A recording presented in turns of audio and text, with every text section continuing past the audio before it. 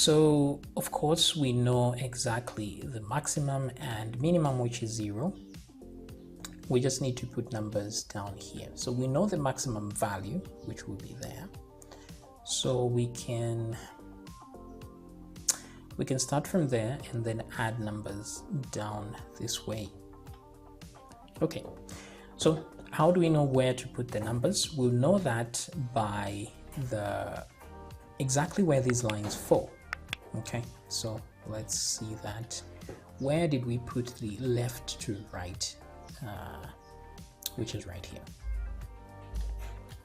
So in this case, we don't really care about the y value because, we do care about the y, we don't care about the x because x is at a fixed value here. It's just the y that changes down like this. So forget the x, let's get the y. So this is what we need right here. This left to right lines. So let's copy that. Whatever mathematics we used here, we will need it down here. Let me paste that. So these we're going to say here top to, I don't know, maybe we can say y values, text values, and we can copy this and put it here so that we remind ourselves this is the x text values. This one we don't need really because it was just some sample text, but we can leave it there for now. So whatever we're doing here, there's some polylines here. So there's the start and the end, y1 and y2. So we're really just interested in the first y. We just need x and y. We don't really need so let's get these values for y2 instead. Oh, but this one goes to y1, right? So I'll copy this and put it here because I want to delete these two at the top. Let me remove the 2's. We just need y and x. So x is canvas x, which is the width of the canvas, which is correct because it ends right there. And then y is depending on the max lines and then that. Yeah, so this looks pretty good to me. What I'll do is add some text this time. So I'll copy this text segment here and put it right there. Boom. And then I just want to change the y and x values. So here I'll remove all this and just say x. And over here, y. Like that. Okay. So let's see. Oh, but the value should be the number, right? So we are starting from max lines, right? So here we are starting from the, I'm not even sure where we're starting from. Are we starting from the top or the bottom? Okay, for now I'll just give I as the value that we're going to display. Okay, so let's see what we get. And there we go. So it looks like it keeps going down here actually. I think there's something wrong with our algorithm here. The loop goes on for too long. Let's see, max lines. Let me copy this. I just want to, let me echo what's, oh, I can't echo things like that, right? Let me echo max lines down here so I can see what value it has. This is inside a graph, so to show some text, we just can't echo it. Oh, so it's 25, right? 1, 2, 3, 4, 5, 6, 7, 8, 9, 10. Yeah, so a few bit more go down there that we really don't see. But,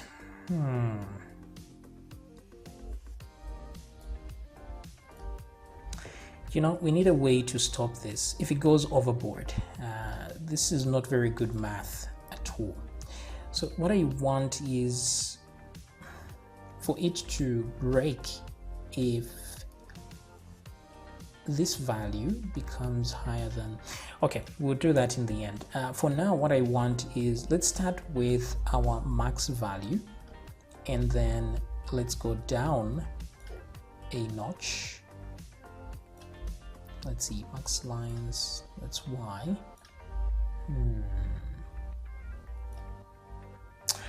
Okay, so I'm going to use a number here, max Y. So max Y is 100 in this case. That's the maximum value here. So that's the value I want over there to start with. So what I'll do is num is equal to max Y, and then once we get in here, we have to reduce number. Not before, yeah, after we create the values. So I'm going to say num minus minus, like that, and then let me copy number and put it here. Let's see what that does.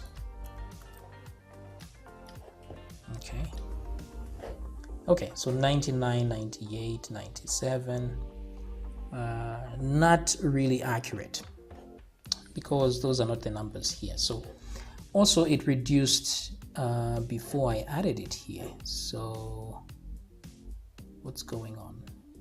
I should reduce it after, so that I have a full 100 at the top there. Okay, there we go. Now, instead of reducing it by 1, what I need to reduce it by is max lines. So I'm going to say minus max line. So I'm going to say here minus equals max line, so that it reduces by max lines and saves to itself. So let's do that. Okay, so 100, 75, 50, so that doesn't tally very well either, right? Okay, so we need a we need to figure out our math here a little bit better, because this isn't working very well at all. So what I need to know first of all is the maximum is 100, and then what if I divide it by this segment? What do I get? So I divide it by 25. This segment is 25 pixels, right? And if I divide it, that's what I get here. Yeah, so it's moving by 25 up to there, which is not really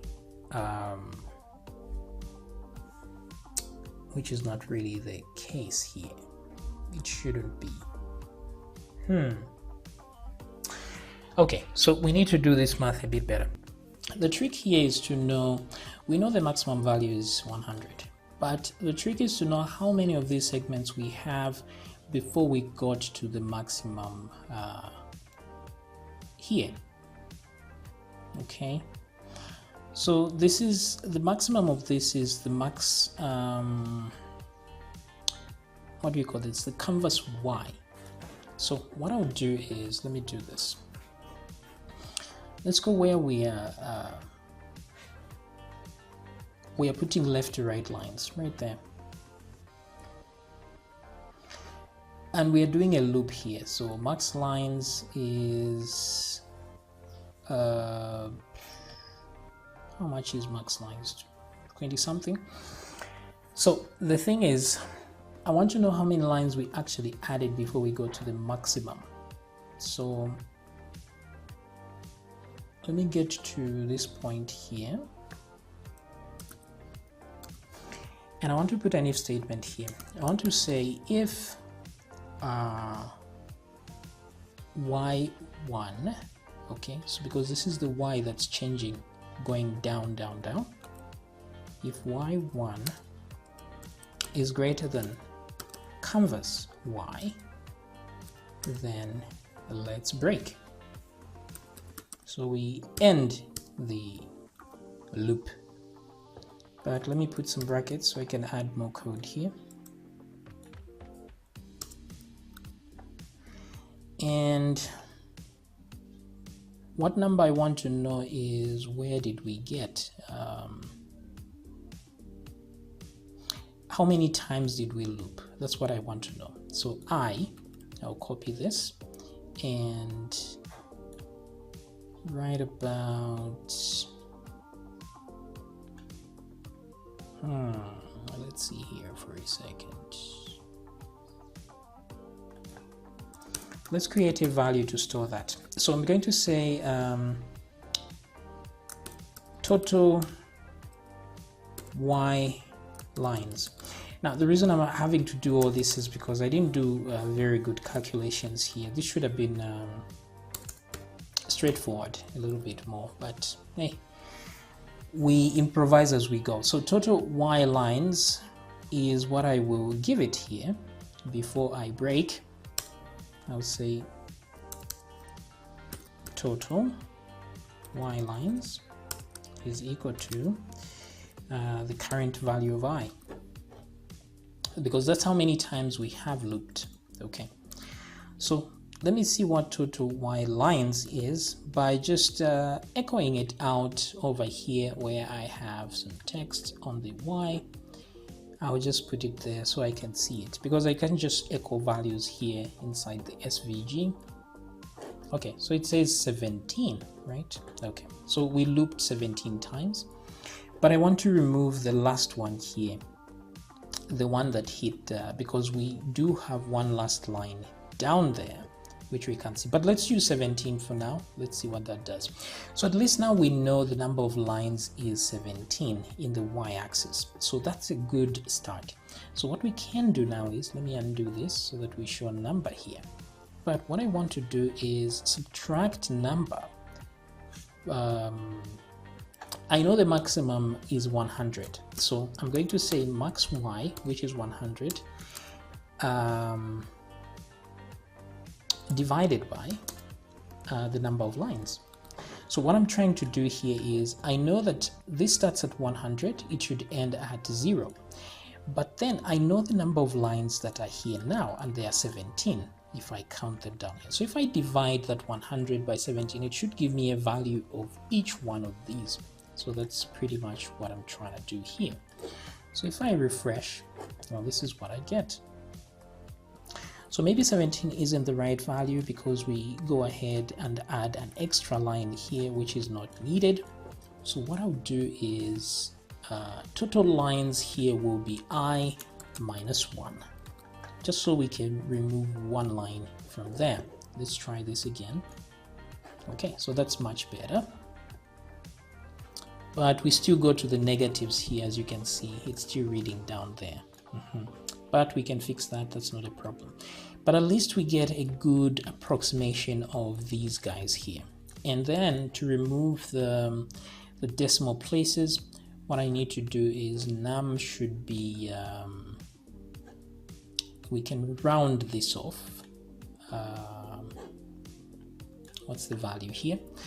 I can say round to round it off like that. Okay, let's try that. Okay, that's much better. And there's a 0, so then we can ignore anything after the 0 here. So let's put a caveat down here, of course, and we're going to say if num if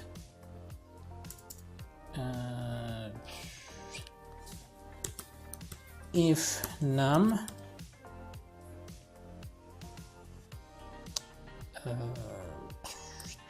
if num is less than 0, maybe let's put this above here.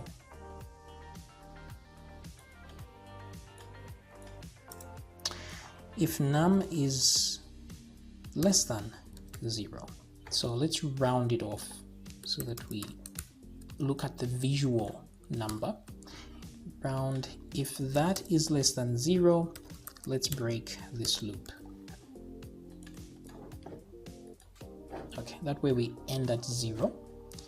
And this is what we have. Now I want to move these values a bit to the right, so that is the x-axis. So right on the x-axis here, I can do what I did with this, where I do multiplier x like that, and then divide by a value. That way we have a percentage and not just a straight value. So I'll do that and put this in a bracket so it can evaluate that as a whole. And let's try that. So we should go the opposite direction by adding to the x value. So there we go, and boom.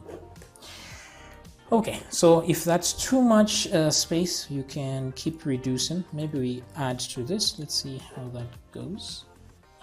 Something like that. Then it'll keep moving like that. Okay, so numbers over here, numbers over there, looking great, I hope. So at least we have something that resembles a graph, but I want these lines to be visible here. So let me make this transparent, the polyline itself, and let's remove this some text over here. What else did I want to do here?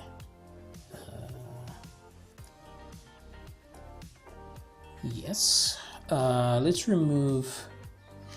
make the polyline left to right lines. Where is the polyline itself? It's this one right here, this one. Okay, so the fill, instead of just being CCC, what I can do is put a transparency line. So I have to put CC.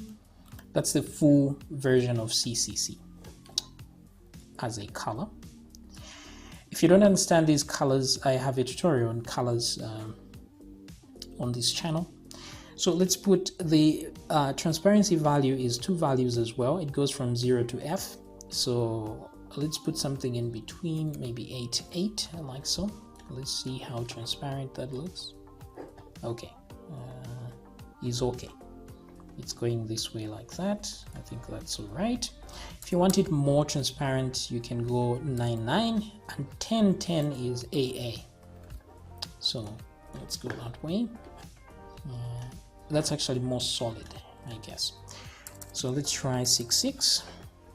Make it more transparent. And there we go.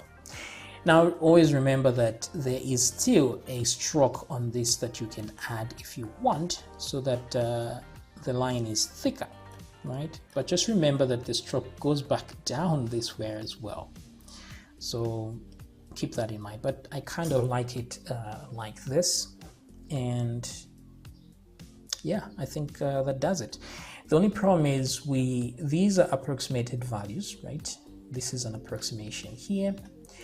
These are not real values that are here. So if you want the user to see real values, we can actually add values to this right on these positions, add actual numbers there. But I think this gives you a general idea. Of course, you can figure out the coordinates of this by just copying the coordinates of the circles and then just adding or subtracting to them to move them left, right, center, depending on the situation here. You can even put if statements where if a circle is below the half point of this graph, you put the text at the top. If it's above the midpoint, which is about here, you put the text at the bottom, just to make sure that the text is always visible. You can put all those if statements and more.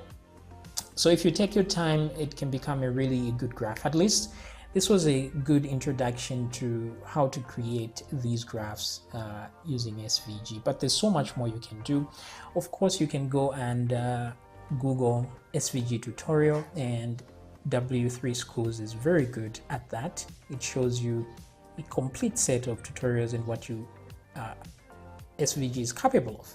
You can even use Canvas, which is similar to SVG but more robust, of course. Yeah. So now that we have this graph, what I really want for us is not to recreate a graph every time we want to create one. I don't want to have to copy this code everywhere that I want to create a graph, because it's just too much code. So instead, we're going to create a class, a file, which we are going to call when we want to create a graph.